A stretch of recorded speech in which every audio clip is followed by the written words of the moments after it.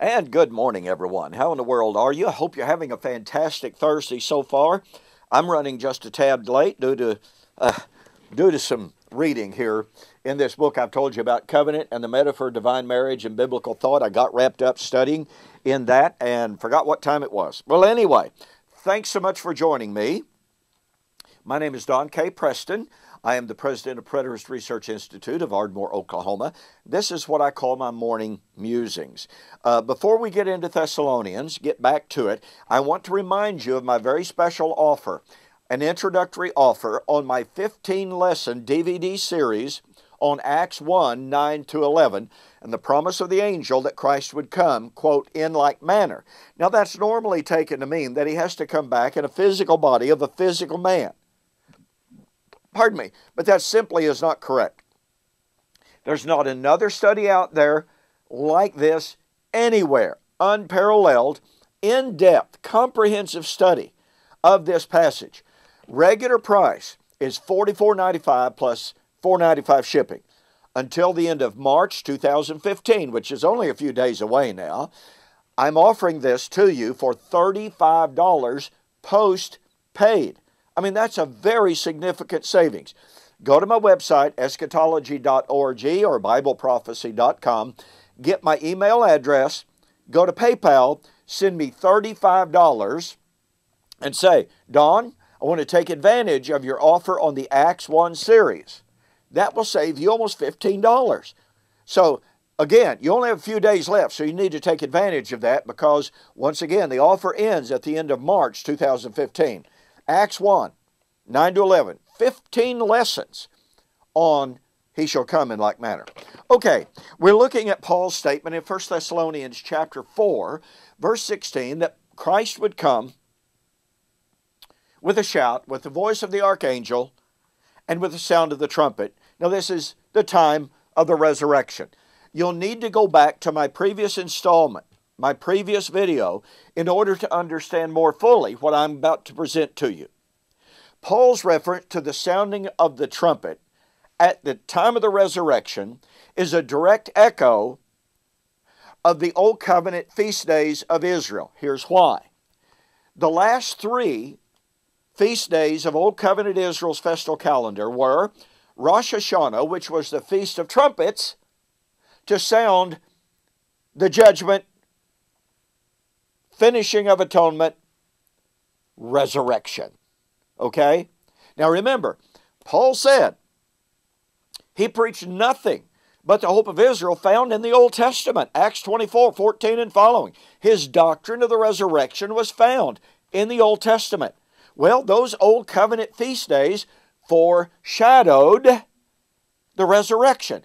Notice what Paul says in Colossians chapter 1 as he wrote to Christians who had been coming out from under the law, and he says, do not let any man judge you in respect of new moon feast days and Sabbaths. The Sabbaths tied to the feast days foreshadowed resurrection. All Jewish sources agree, by the way. Okay, all of them. Okay, so here we have Paul saying to Christians, don't let anyone impose those things on you anymore. Why? Because they've come into Christ, and also, notice, he says they are, present active indicative in the Greek, a shadow of good things about to come. So, the typology, the foreshadowing, the prophetic element of Rosh Hashanah, which was a Sabbath day, Atonement, which was a Sabbath day, and Sukkot, Feast of Harvest, which was a Sabbath day, all of this according to Leviticus chapter 23, Paul said those things were still, when he wrote, types and shadows of the good things that were literally about to come. Now, notice what Jesus said in Matthew 5, 17 and 18. Do not think that I came to destroy the law of the prophets. I did not come to destroy, but to fulfill. Verily I say unto you, until heaven and earth pass away, not one jot, not one tittle shall pass from the law until it is all fulfilled. Now notice this, folks. This is critical. You have to catch the power of this.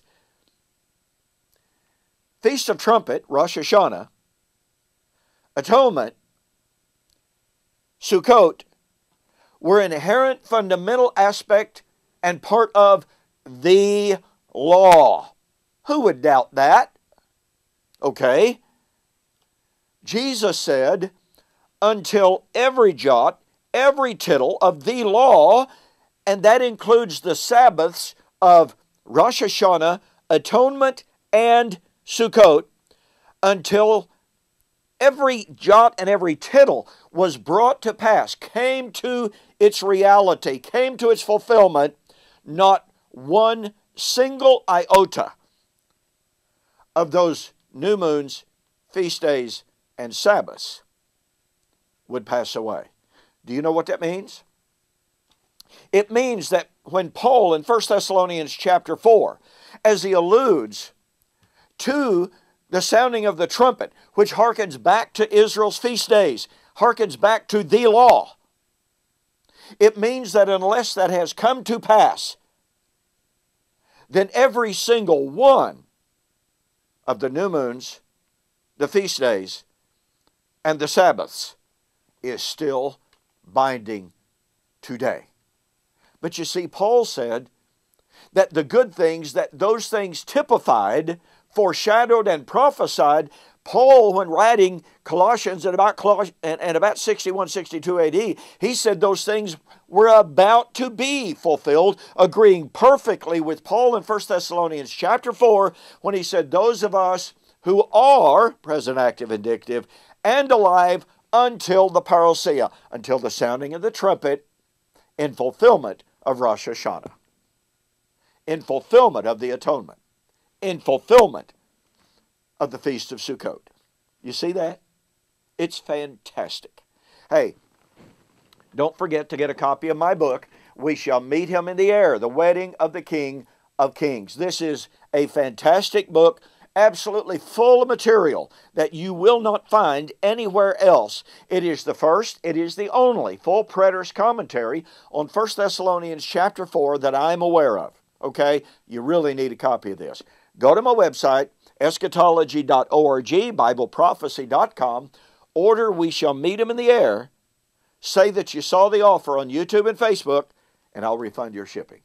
Hey, thanks so much for joining me for this morning's morning musings.